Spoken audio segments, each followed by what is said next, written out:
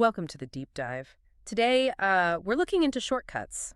Not the lazy kind, but shortcuts past those mental blocks that, stop us from doing what we actually want to do. That's right.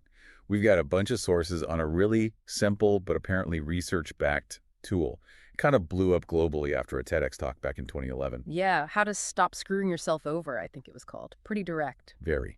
So we're drilling down into what most people now call the hashtag 5-second rule. Mm. Our sources lay out, not just the what, but the neuroscience behind why we hesitate. And crucially, how this little technique beats our brain's own resistance. Exactly, that self-sabotage mechanism we all have. So our mission today is to unpack this whole secret weapon idea the sources talk about.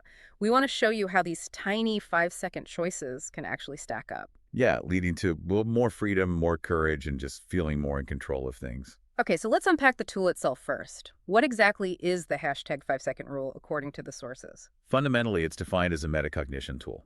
Simple, research-backed. Metacognition meaning thinking about thinking. Sort of, yeah. But here, it's more practical. It's like using a specific technique to beat your brain's tendency to overthink or talk you out of things so you can actually hit your goals. Got it. So how do you use it? What's the trigger? The trigger is that moment. The moment you have an instinct to act on something important, could be speaking up, could be getting out of bed, or just as key, the moment you feel yourself hesitate. That pause where you know you should do something, but you just don't. Exactly that pause. And in that moment, you do the action, count backward. 5, 4, 3, 2, 1. Aloud or in your head. Either works, the sources say, aloud or to yourself. 5, 4, 3, 2, 1.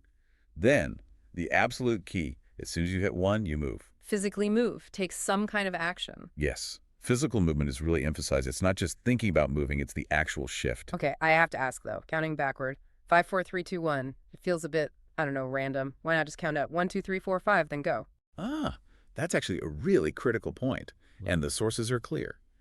Counting forward doesn't work the same way at all.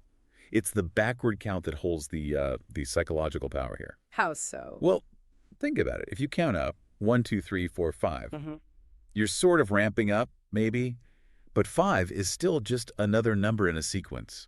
There's no definitive stop. You could just keep going, right? 6, 7. Or just stop at 5 and still think about it. Exactly. You give your brain 5 seconds to build its case against acting. Yeah. Counting backward, 5, 4, 3, 2, 1. It's different. It feels like a launch sequence. It's like NASA. Precisely. The sources even mention that inspiration. 1 is the end point. There's nowhere else to go but launch, or in this case, move. It acts like a cognitive interrupt. It shuts down the overthinking. Okay, that makes more sense. And the name itself, hashtag 5-second rule, where did that come from? Was it like scientifically derived? Actually, no, much simpler. The origin story is apparently quite literal. It was just the first thing that popped into the originator's head the first morning they used it. To do what? To launch themselves out of bed, apparently, instead of hitting snooze. Okay. So it just stuck. Yeah, and it works because it resonates, right? We have other 5-second rules, the shot clock in basketball, The dubious food off the floor rule. Right. They all imply this immediate window for action. So the name felt kind of universal and clicked with people. It implies you need to move within 5 seconds. Okay, so why does this simple countdown work? This is where the neuroscience comes in, and it explains why we even need a tool like this. Right, because generic motivation, like just be positive, often falls flat. It's about tackling that hesitation, yeah. Exactly. Hesitation is the danger zone. Yeah. Our sources really hammer this point.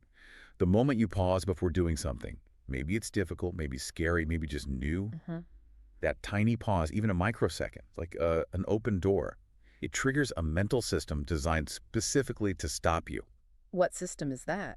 Well, it's a clash. You've got your limbic system emotions, survival instincts, fear immediately shouting, whoa, hang on, this is uncertain, potential danger. The primitive brain kicking in. Right. And then almost instantly, your prefrontal cortex, the planning, reasoning, and fortunately the worrying part of your brain, The overthinker. the master overthinker, it jumps in and starts building this perfectly logical sounding case against taking action. All the what ifs, the doubts, the reasons to wait. So that 5-second window we talked about, it's not just arbitrary timing. Not at all. It's literally the time it takes for that prefrontal cortex to cook up a convincing excuse. That barrage of thoughts, as the sources call it. I'm too tired. It's not the right time. What if I fail? It floods in within seconds. And the longer you wait, the louder those excuses get. Precisely. You get stuck. The rule works because it short circuits that entire process. So the counting. 5, 4, 3, 2, 1. Mhm. It's not just a timer, it's doing something in the brain. But the ultimate cognitive interrupt, yeah. Counting backward is like a simple but deliberate mental task. It forces your brain to shift focus. Away from the fear and the excuses. Exactly. It pulls resources away from the limbic system and the prefrontal cortex, those emotional and rationalizing centers, Hmm. and instead, it activates the cerebellum. Which is linked to. Motor control, action, physical movement. So by starting that 5, 4, 3, 2, 1, you're basically hijacking your own brain. You stop thinking about the why not and focus purely on the now the count and the move. It's like forcing a bias towards action, but on a physiological level. That's a great way to put it. You're leveraging brain mechanics. And this explains why breaking bad habits or starting new ones feels so hard sometimes. We're not just lazy, we're fighting actual brain wiring. Absolutely. That pattern of hesitating, analyzing, delaying, it becomes a deeply encoded habit, a default pathway. The rule provides a mechanism to consciously break that loop. It's like replacing the old habit, hesitate and freeze, with a new one. 5, 4, 3, 2, 1, agree. Right. It tapped into that golden rule of habits. You replace a bad routine with a new one, triggered by the same cue, the hesitation. People often bring up Nike's just do it. How does the rule relate to that? Is it the same thing? Yeah. It's related, but different. Think of just do it as the concept. It's the what you need to achieve. Overcome the doubt, take the action. It identifies the goal. Okay. The hashtag 5-second rule is the tool. It's the how. It's the practical mechanism you use in the moment when your internal resistance is screaming, don't do it. It's the push you give yourself. So Nike gives the philosophy, the rule gives the screwdriver. Something like that. Yeah, it provides the concrete action to make the philosophy real when you're alone with your own excuses. Okay, so we get the theory, the neuroscience. How does this play out in the real world? The sources must have examples. Oh, tons. Yeah. And they're pretty striking. They show how these small 5-second choices really do add up to big shifts. Take Donna, for instance. What was her story? Initially skeptical, but then realized she was, in her words, holding herself horribly hostage with fear. Using the rule helped her break free from her own thoughts and actually take action in her life and business. It was about liberation from internal barriers. Wow. And then there's Chris's story, the partner mentioned in the sources. That seemed really powerful. Immensely. Yeah. It shows the rule isn't just for, like, getting to the gym. He used it for major habit changes, quitting drinking, starting meditation, Okay, big stuff. but also for facing really tough emotional and practical things, like dealing with serious financial problems, bankruptcy letters, creditor calls, the stuff you instinctively want to avoid. So instead of hiding from it, He and his partner would use 5, 4, 3, 2, 1 to literally launch themselves into making the calls, meeting accountants, tackling the debt head on. It broke the avoidance cycle. that's huge, using it to force action on things that feel overwhelming. Exactly. And he even used it mentally. When feelings of failure crept in about his business, maybe after selling parts of it, he'd catch himself spiraling. And use the rule. Yeah, 5, 4, 3, 2, 1, then deliberately redirect his focus. Force himself to think about the successes, the restaurants he built, the company culture, the revenue.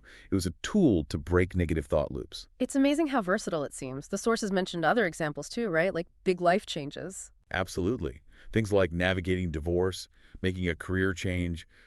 One person lost 73 pounds, someone quit smoking, another negotiated a remote job they wanted.